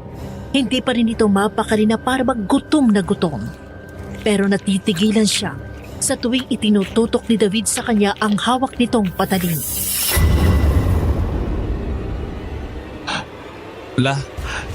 Tingnan niyo po si Doc Rico. May naiisip na po akong dahilan kung bakit siya nagkakaganito. Pero mas mabuti kung kayo mismo ang tumingin sa kanya. Tama ka, David. Hindi ko na siya kailangang tingnan pa ng maigi. Unang tingin ko pa lang sa kanya, halata nang nayanggaw siya. Nayanggaw? Ano po yun? Dahawaan siya ng pagiging aswang. Ano? Pero paano to nangyari? Hindi ko rin alam ang sagot. Marami kasing paraan ng pagyanggaw. Ano pong gagawin ko? Sa ngayon ay mapanganib siya. Hindi pa niya kayang kontrolin ang sarili niya. Kaya kahit na mag-asawa kayo, ay pwede kanyang patayin. Kailangang ilagay natin siya sa isang kwarto ng nakatali tuwing gabi. Ano? Ito lang ang naiisip kong paraan sa ngayon. Pasensya na. Wala na tayong ibang magagawa pa. Nandito na tuwi. Dayanggaw na ang asawa mo. At wala tayong magagawa upang tanggalin ito sa sistema niya. Isa ng aswang ang asawa mo. Sa gusto natin o hindi. Diyos ko. Bakit ito nangyayari sa amin? Huwag ka mag-alala, Dok. Hindi namin kayo pababayaan. Mula ngayon, ay dito muna ako matutulog sa inyo tuwing gabi. Mahirap na. Baka biglang makawala ang asawa niyo at may gawing masama. Salamat, David. Nilagay namin ang asawa ko sa isa pang kwarto sa taas at ginapos doon. Mula sa labas ay rinig namin ang malalakas niyang sigaw. Parang nadudurog ang puso ko habang naririnig ang paghihirap niya. Pero wala akong magagawa dahil hindi rin namin siya pwedeng pakawalan. Nanalangin na lang ako na sana'y tulungan kami ng Diyos sa panibagong hamon namin sa buhay.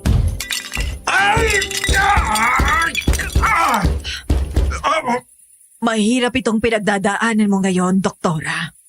Pero hindi ito ang tamang panahon para maging mahina. Kailangan mong tatagan ang iyong sarili ngayon.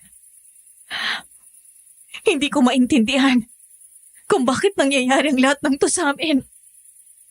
Hindi po kayo nag-iisa. Dadamayan namin kayo ni Chalusing. Sa ngayon ay tiisin niyo muna ang sakit habang hindi pa tayo nakakaisip ng pangmatagalang solusyon dito. Buong gabi akong hindi nakatulog. Pinapakinggan ko lang ang asawa ko na hindi mapakali sa loob ng kwarto. Sinamahan naman ako ni na David at Aling Lusing sa may sala. Pinipilit ko ang sarili kong hindi umiyak dahil kailangan kong tatagan ang aking sarili. Kinaumagahan ay natahimik na rin si Rico, kaya magkasama namin binuksan ang kwarto at kinalagan siya. Maputlang maputla ang asawa ko at baka sa itsura niya ang panghihina.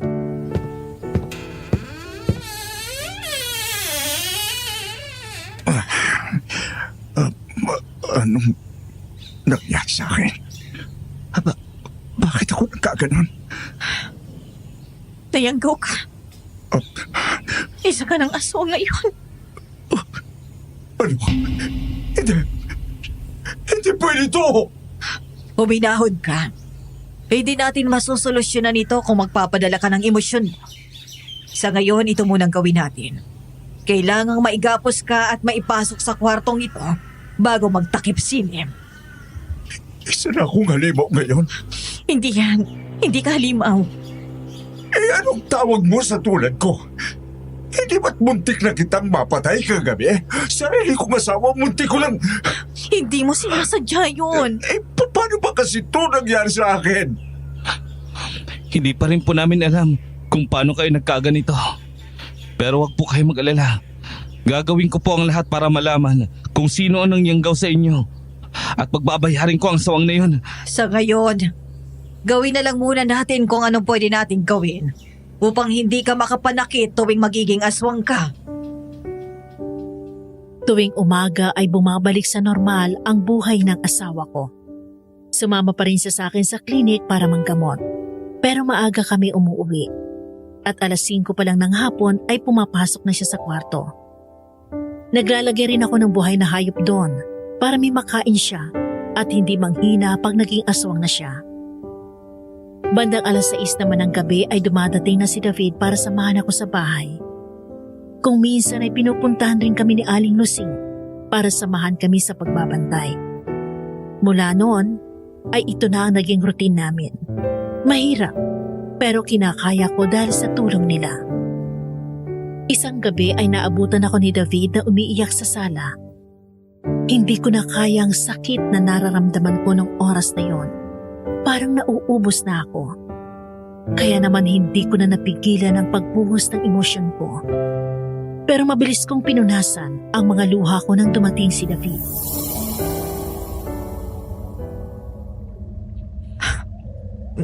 Nandyan ka na pala. 9:00 na. Akala ko hindi ka makakapunta dito ngayon. Pasensya na po, natagalan ako. May mga kinailangan lang akong gawin. Ayos na. Huwag niyo na po munang punasan ng mga luha niyo. Nakita ko na.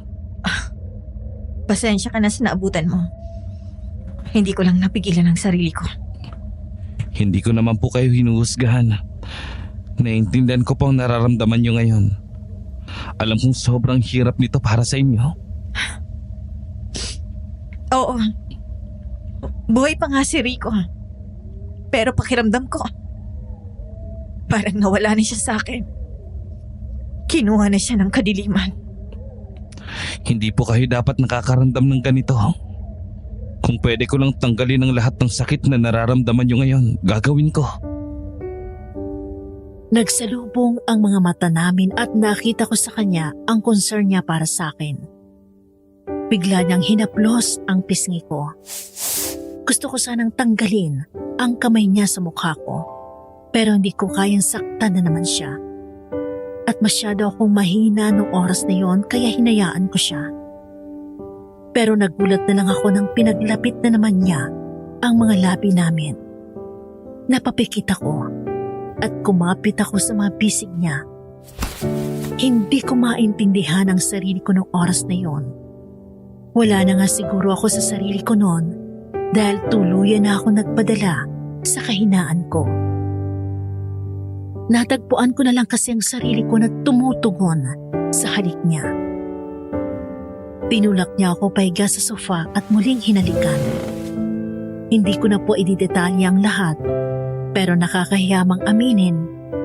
Pero may nangyari po sa amin nung gabing yon. Kinabukasan ay nagising ako ng hubot-hubad at parang lulubog sa kahihiyan. Naabutan ko naman si David na sobrang laki ng ngiti habang nagtitimpla ng kape para sa amin. Mabilis naman akong bumangon at nagbihis. Nagtimpla ako ng kape para sa atin. Si Rico, palalabasin ko muna siya. Umaga na. Mukhang tulog pa naman siya. Ano ka ba? Kaagising mo lang. Siya agad ang iniisip mo? Bakit hindi? Asawa ko siya. Parang wala ka namang pakialam sa kanya kagabi ah. Sorry. Nabigla lang ako. Hindi kita dapat sinampal. Huwag mong sabihin, wala lang sa'yo ang nangyari kagabi. Sasabihin mo na naman bang mali yun? Dahil mali naman talaga yun. Aaminin kong naging mahina ako. Hindi ako dapat pumatol sa'yo. Ako ang mas matanda sa atin. Kaya dapat na ako ang kumontrol ng sitwasyon. Hanggang kailan mo ba pipigilan ang sarili mo maging masaya? Anong ibig mong sabihin? Pareho nating alam na hindi ka na masaya sa sitwasyon nyo ngayon. Ako. Trina, ako. Nandito naman ako ha. Kaya kitang pasiyahin. Nababaliw ka na. Bakit ba hindi mo ako magawang pagbigyan na patunayan ang sarili ko sa iyo? Mas kaya kitang pasayahin kaysa sa asawa mo. Hindi na pwedeng maulit ang nangyari kagabi. Isang malaking pagkakamali yon. Naging mahina ako. Pinagtaksilan ko ang asawa ko. Isa pa, David. Kalimutan mo ng nararamdaman mo para sa akin. Hindi ako ang tamang babae para sa iyo. Hindi siya sumagot, pero bakas ang galit sa mukha niya nang talikuran niya ako. Gusto ko sana siyang habulin at mas ipaintindi pa sa kanya ang punto ko. Pero hinayaan ko na lang muna siya dahil naisip kong baka kailangan niya ng panahon para mag-isip. Huminga ako ng malalim at mabilis na pinuntahan ang asawa ko. Han, Pagod na ako. Pagod na ako. Han, please. Please. Alam kong mahirap din to para sa iyo. Pero hindi ka pwedeng sumuko. Ayoko na ng ganitong buhay. Mas gusto ko na lang mamatay. No! No! No! Hindi ka pwedeng mamatay! Pinagmasdan ko ang maputlang itsura ng asawa ko. Naliligo siya sa dugo. Habang nagkalat naman sa sahig, ang natitirang katawan ng kambing na kinain niya kagabi. Lumapit ako sa kanya at kinalagan siya mula sa pagkakagapos at niyakap ng mahigpit. Hindi ko napigilan ang pagtulo ng luha ko. Naalala ko kasi ang kataksilang nagawa ko. Gusto kong humingi ng tawad sa kanya, pero hindi ko rin magawang sabihin sa kanya ang totoo. Hanggang kailan ako mabubuhay bilang isang halimaw? Hindi ka halimaw. Siguro nga hindi ako halimaw sa ngayon. Kasi ginagapos at ikinukulong mo ako tuwing gabi. Pero kung hindi mo ito ginagawa, anong malay natin baka sobrang dami ng tao ang pinatay ko? At hindi ko hayaang mangyari yon. Sino bang niloloko natin? Alam naman nating wala na tayong magagawa para solusyonan ito. Isa na akong aswang at hindi ko na ito matatanggal pa sa katawan ko. Ito na buhay ko ngayon. Hindi na tamang idamay pa kita dito. Anong ibig mong sabihin? Iwan mo na ako. Hayaan mo na lang ako magpakalayo-layo at mabuhay bilang isang aswang. Alam mong hindi ko pwedeng gawin yan. Asawa kita. Ang gusto ko lang naman at magkaroon ka ng normal na buhay. At hindi mangyayari yun hanggat kasama mo ako. Hindi. Hindi, Han. Hindi ako pipitiw sa'yo. Hindi ko kayang gawin ang gusto niya, Miss Amy. Mahal na mahal ko ang asawa ko at hindi ko siya susukuan. Kaya naman ipinagpatuloy namin ang buhay kahit gaano ito kahirap. Hindi na rin bumalik si David sa amin mula ng gabing noon. Pero naisip kong mas mabuti na rin siguro yon. Baka kailangan muna niyang lumayo sa akin para makalimutan ang nararamdaman niya para sa akin. Isang araw, habang nasa klinik ako ay isang di inaasahang pasyente ang dumating para kausapin ako. Namilog ang mga mata ko nang pumasok si Mang Domeng sa opisina ko. Ano pong nararamdaman niyo? Wala akong sakit, doktora. Sinadya ko lang talagang pumunta dito para magkausap tayo. Tungkol po saan? Alam kong nayanggaw ang asawa mo. Paano niyo ito nalaman? Inoobserbahan ko kayo nito mga nakaraang gabi. At mula pa lang sa labas ng bahay niyo, ay ramdam ko na ang presensya ng isang halimaw. Hindi halimaw ang asawa ko. Ni minsan ay wala pa siyang pinapatay na tao. Wala pa. At wala talaga siyang papatayin kahit kailan. Huwag mo nang lokohin ang sarili mo, doktora. Alam mo ang katotohanan at hindi mo ito pwedeng ikaila. Isang aswang na ang asawa mo. Nagtagumpay na sila sa binabalak nila. Sino sila? Hindi mapagkakatiwalaan ng mga tao sa paligid mo.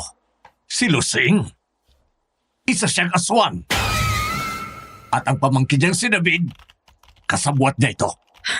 Imposibleng sinasabi niyo.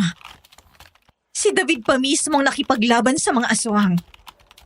At hindi siya makikipagsabuatan sa isang halimaw. Dahil pinatay ng mga aswang ang mga magulang niya. At naniwala ka naman sa lahat ng mga kasinungalingang sinabi nila sa'yo? Hindi. Imposible. Mas lalong lalala ang sitwasyon niyo hanggat hindi kayo lumalayo sa kanila. Napapaligiran ng mga aswang ang baryong to at hindi natin alam kung anong susunod nilang gagawin. Kaya dalhin mo sa kubo ko ang iyong asawa. Hindi ko man kayang tanggalin ang pagiging aswang niya. Pero kaya kong magsagawa ng ritual upang tulungan siyang kontrolin ang kanyang gutom. Bakit kita pagkakatiwalaan? Dahil alam kong nararamdaman mo na nagsasabi ako ng totoo. Ilang beses mo man itong ikaila. Alam mo sa sarili mong may mali. Matutulungan mo nga ba kami? Nasa pinakadulong bahagi ng baryo matatagpuan ang kubo ko. May isang maliit na komunidad doon kung saan kasama ko ang mga manunugis ng aswang. Pero huwag kang mag-alala. Hindi namin sasaktan ang asawa mo. Tutulungan namin siya sa abot ng makakaya namin. Hindi nagtagal si Mang Domeng at kaagad nang umalis. Hindi naman matanggal sa isip ko ang mga sinabi niya. Nagdadalawang isip ako kung dapat ko nga ba siyang pagkatiwalaan.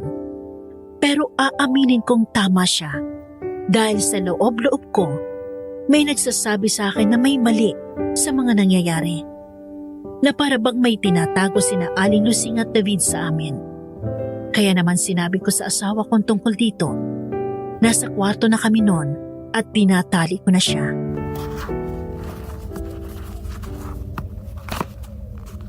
Sinasabi ko na nga ba, may kakaiba sa matandang yon.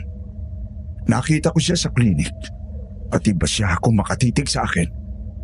Sa tingin mo, may magagawa nga kaya siya para tulungan tayo? Alam mo, sa puntong ito, wala na rin namang mawawala sa akin eh. Kaya hindi naman siguro masama kung susugal ako. Pupuntahan natin siya. Sa tingin ko, ang pinakamabuting magagawa natin ngayon ay tulungan kang makontrol ang gutom mo.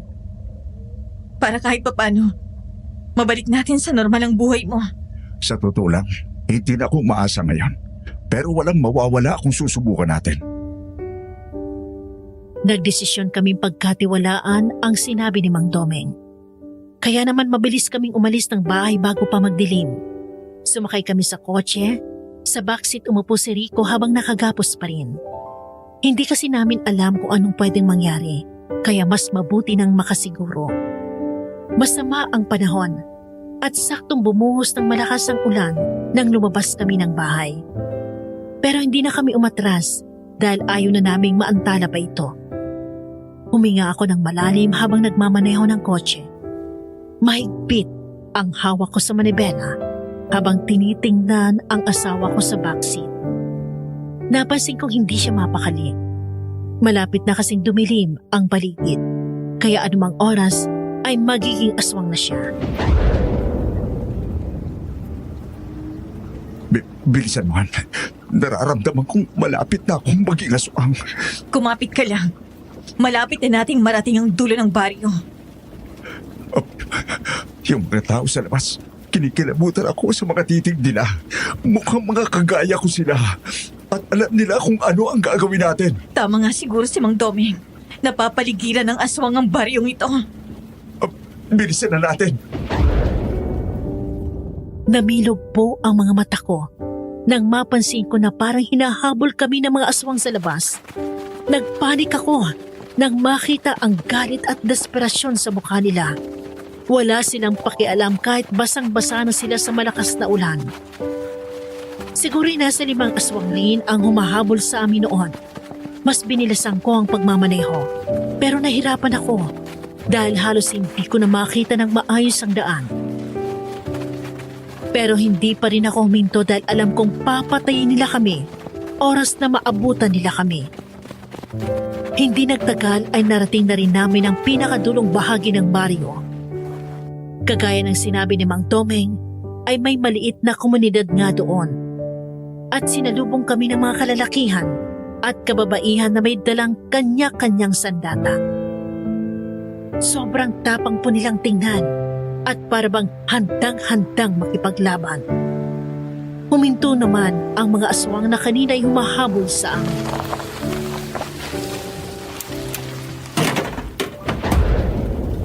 Bumaba na tayo. Hindi ko na kayang pigilan ang sarili ko. Malapit na magtakip silim. Tulong! Tulungan niyo kami! Mga kasama, sila ang sinabi ko sa inyo na nagagailangan ng tulong natin. Sila si Trina at Rico. Mang Domeng, malapit na pong maging aswang ang asawa ko. Nakikiusap ako. Tulungan niyo siya. Dalhin niyo si Rico sa loob ng kubo. Bilisan niyo! Kaagad naman akong tinulungan ng mga kalalakihan na alalayan ang asawa ko papasok ng kubo. Pagdating namin doon ay nakahanda na ang mga halamang gamot na gagamitin ni Mang Domeng sa ritual. Para bang inaasahan na niyang darating kami. Pinahiga niya si Rico sa maliit na kamang gawa sa kawayan. Nakagapos pa rin ang mga kamay niya habang hinahawakan ng mga kalalakihan para makasigurong hindi talaga siya makakawala. Miss Amy, hindi ko na naman napigilan ang pagpatak ng luha ko habang pinagmamasdan ang sitwasyon ng asawa ko. May pag-asa pa po bang asawa ko? Kung ang ibig mong sabihin ay may pag-asa pa bang bumalik siya sa pagiging normal na tao, ikinalulungkot ko. Pero isa ng ganap na aswang ang asawa mo. Wala akong kaalaman upang tanggalin ang sumpa ng pagiging aswang sa katawan niya. Hindi ito dapat nangyari sa kanya. Malakas ang kutob ko na si Lusing ang may gawa nito. Hindi kayo ang unang tumira sa paupaang bahay na yon. At lahat ng tumira doon ay ginawa niyang aswang. Sa katunayan, naniniwala akong ikaw ang isusunod niya. Bakit niya ito ginagawa? Gusto niyang paramihin ang lahi nila. At ang misyon naman ng grupo namin ay wakasan ang kasamaan nila. Kaya tatapatin na kita. Kailangan rin namin ang tulong mo. Anong klaseng tulong po? Pagkatapos ng gagawin kong ritual, gusto kong bumalik ka sa bahay niyo para hanapin si Lusing. Palihim kami magtatago sa labas. At sa oras na ipakita na ni Lusing ang tunay niyang anyo, tsaka kami susugod. Ano? Alam kong malaking bagay ang hinihingi namin sa'yo. Nakakatakot at delikado ito. Pero ikaw lang ang maaaring tumulong sa amin. May pinainom si Mang Doming sa asawa ko. Magkahalong dilaw at berde ang kulay nito na nagmula raw sa katas ng iba't ibang halamang gamot. Pahirapan pa sila sa pagpapainom dahil sa sobrang likot ni Rico na nagpupumilit pa rin kumawala sa pagkakagapos. Nang mainom naman niya ang gamot ay kaagad siyang kumalma at para bang nanghina. Normal na reaksyon lang daw to para sa isang aswang. Nang tuluyan siya mawalan ng malay, ay itinuloy na ni Mang Domeng ang ritual. May nilagay siyang mga halaman sa iba't ibang bahagi ng katawan ni Rico. Pinausukan niya ito at may mga sinambit na dasal. Hindi ko maintindihan kung anong lengguwahe o dialekto ang ginamit niya. Pero inobserbahan ko lang ang nangyayari dahil may tiwala ako sa kanya. Umabot rin siguro ng halos kalahating oras ang ritual. Pagkatapos noon ay napansin ko ang pagod sa mukha ng matanda. Oras na magising siya, ay mas makukontrol na niya ang kanyang sarili. Pero kailangan ko pang isagawa sa kanya ang ritual na to ng maraming beses upang makasiguro na magiging epektibo nga ito. Maraming salamat po sa tulong niya. Ngayon, ang tulong mo naman ang kailangan namin. Huwag kang mag-alala. Sisiguraduhin namin na walang mangyayaring masama sa'yo. Kung totoong aswang nga po si Aling Lusing, ano ko po siya lalabanan? Paano ko po protekta ng sarili ko mula sa kanya? Normal na tao lang ako. At wala akong kalaban-laban sa lakas ng isang aswang. Hindi ka namin pababalikin doon nang hindi handa. Eto, isuot mo ang kwintas sa ito. Ang nakikita mong kulay pulang bato sa kwintas na yan ay isang anting-anting. Ito ang magsisilbing proteksyon mo sa anumang klase ng pag-atake mula sa isang aswang. Ibig sabihin, hindi niya ako magagawang lapitan. Ganun na nga. Pero ang problema, hindi pa aswang si David. Kaya maaari ka pa rin niyang lapitan. At sigurado akong gagamitin siya ng kanyang tiyahin upang magtagumpay sa mga plano niya. Kaya kunin mo itong patalim. Ito ang gagamitin mo para labanan siya. Malakas po si David at mahusay sa pakikipaglaban. Kahit may dala akong patalim, siguradong matatalo niya pa rin ako.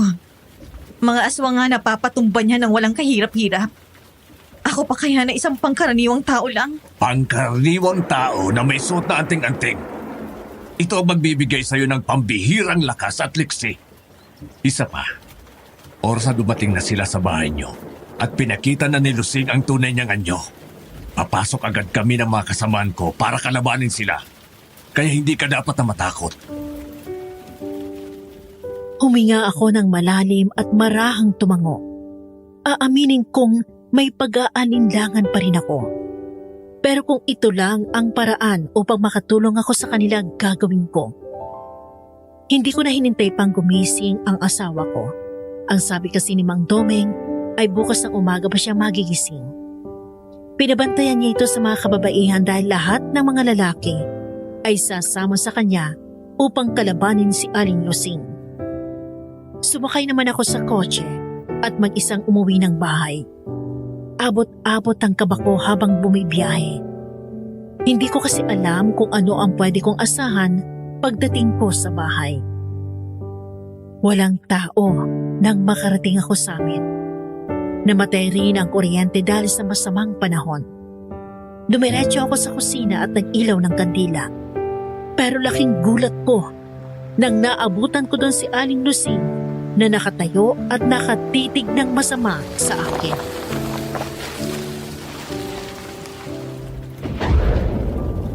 Gabi na. Masama pang panahon. Saan ka nang galing? Paano po kayo nakapasok dito? Totoo bang dinala mo ang asawa mo kay Domeng? Siya lang ang makakatulong sa amin. At naniwala ka naman. Sinabi ko naman sa'yo, hindi ba? Wala na sa katinoan si Domeng. Nilinlang ka lang niya at naniwala ka naman. Nararamdaman kong malinis ang intensyon niya sa amin. Hindi katulad yun ng pamangkin mo.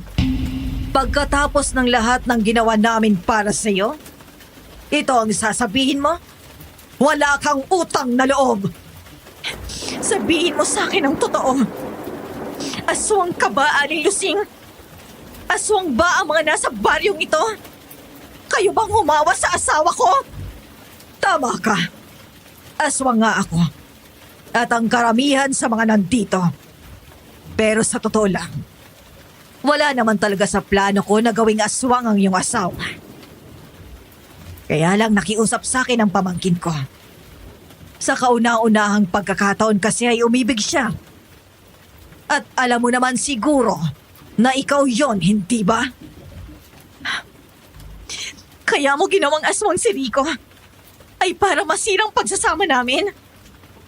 Dahil naisip mo na pag nangyari yon, pipiliin ko na si David. Pero dyan kayo nagkakamali. Kinasusuklaman ko kayong dalawa. At hindi ko mamahalin si David. Kung ganun siya, Lusing, wala na akong rason para ipagtanggol ang babaeng to. David! Siya, Lusing, maaari niyo na siyang paslangin at gawing hapunan. Mainam! Mga hayop kayo!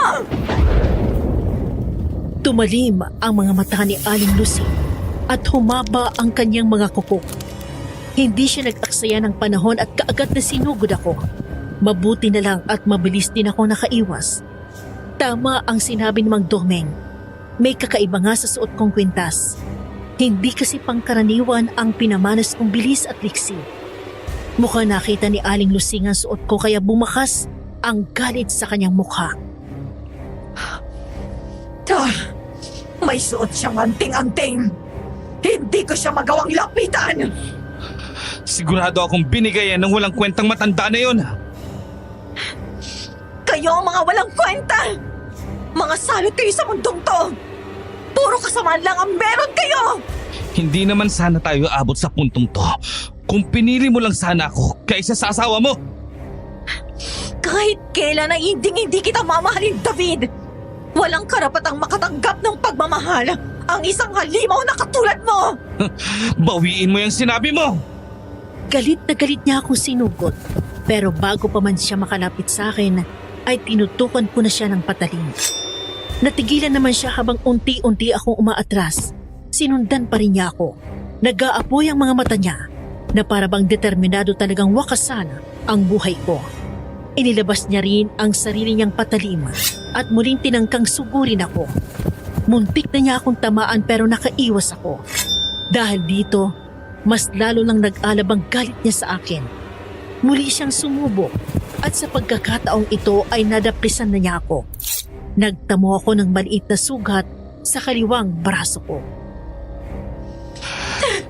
Patikim pa lang yan, Doc. Hindi lang yan ang aabutin mo sa gabing to. Napakasama mo talaga! Tama ka. masama nga ako. At sa gabing to, ay ipapakita ko sa'yo ang hangganan ng aking kasamaan. Iyan ay kung magtatagumpay ka! Bitiwan niyo ako, mga hayop! Bitiwan niyo si Chalusing! Sa wakas ay pumasok na si Mang Domeng at nagawa nilang hawakan si Aling Lusing. Nagpumiglas ito pero sadyang mas malakas ang mga kalalakihang may hawak dito. Walang hiya ka, Domeng! Tinig ka talaga sa lalamunan ko! Ilang beses na kitang pinakiusapan na itigil ang kasabahan mo. Wala naman akong pakialam sa pagiging aswang niyo. Pero ang pakiusap ko lang, tigilan niyo na ang pambibiktima ng mga inosenteng tao. Mga aswang kami! Likas sa amin ang kumain ng tao. Hindi namin ginusto ang lahat ng to. Pero kailangan namin gawin ang kailangan namin gawin upang mabuhay! Pwede naman kayong kumain ng mga buhay na hayop, di ba? Ako pa nga mismo ang nagpresenta na magsagawa ng ritual para tulungan kayong makontrol ang gutom niyo sa laman ng tao. Pero isinara niyo ang isip niyo dito. Sa pamumuno mo, wala nang ibang ginawa ang mga aswang sa barang ito kundi ang maminsala. Chalusing, huwag ka mag-alala. Hindi ako magpapatalo sa kanila. At ikaw, Mang Domeng, pagbabayarin kita sa ginawa mo sa mga magulang ko! Kayong pumatay sa mga magulang ni David? Pero bakit? Dahil mga aswang sila, mga masasamang nilalang. Ang akala ko'y aswang ang pumatay sa mga magulang niya. Isa lang yan sa mga kasinungalingang itinanim nila sa isip mo. Ang daming satsat! Tapusin na natin to!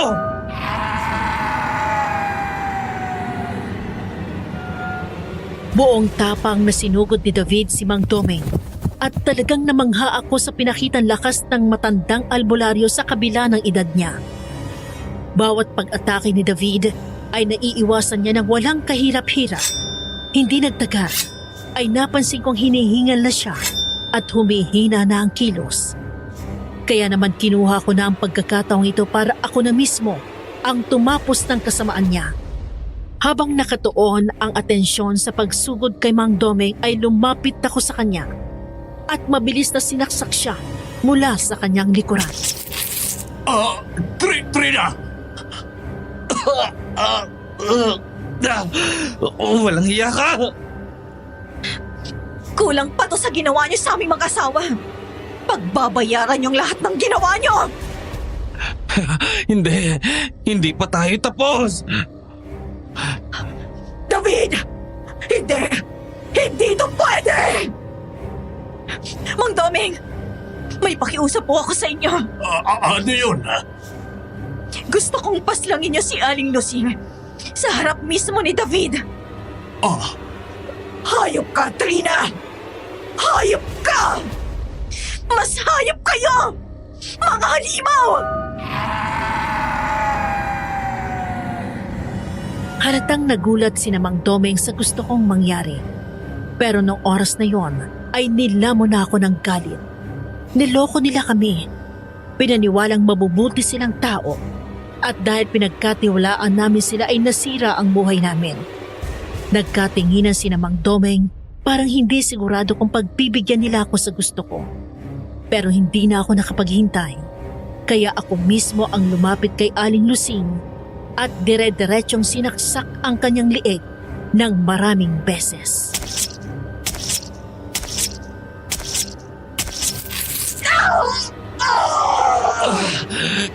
Chalusing! Kulang pa to bilang kabayaran sa lahat ng ginawa niyo sa amin ng asawa ko! Trina, tama na yan. May pangontra sa aswang ang patalim na yan. Hindi na mabubuhay pa si Lusing. Paalam, Aling Lusing! Kasabay ng pagkawala ni Aling Lusing ay tuluyan ring bumagsak sa sahig si David. Dilat pa ang kanyang mga mata nang mabunutan ng hininga. Huminga ako ng malalim at kaagad na pinahiran ang luhang dumaloy sa pisngi ko. Aaminin kong nakonsensya ako sa ginawa ko, pero hindi ko pa rin ito pinagsisihan.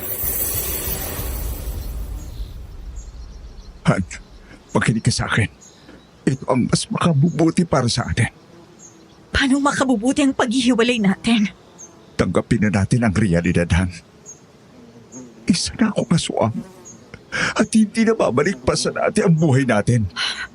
Ilalagay lang kita sa kapamakan kung patuloy tayong magsasama. No. No, Han. Hindi ko kaya. Trina, pinapangako ko sa'yo. Hindi namin pababayaan si Rico. Hindi ko hahayaan na tuluyan siyang maging isang halimaw. Ikaw, gawin mo kung ano ang dapat mong gawin. Matagal na nating dapat pinagbayaran ang mga kasalanan natin. At dahil sa pagtakas natin, eto ako ngayon, mas malupit na kabayaran sa inaharap ko.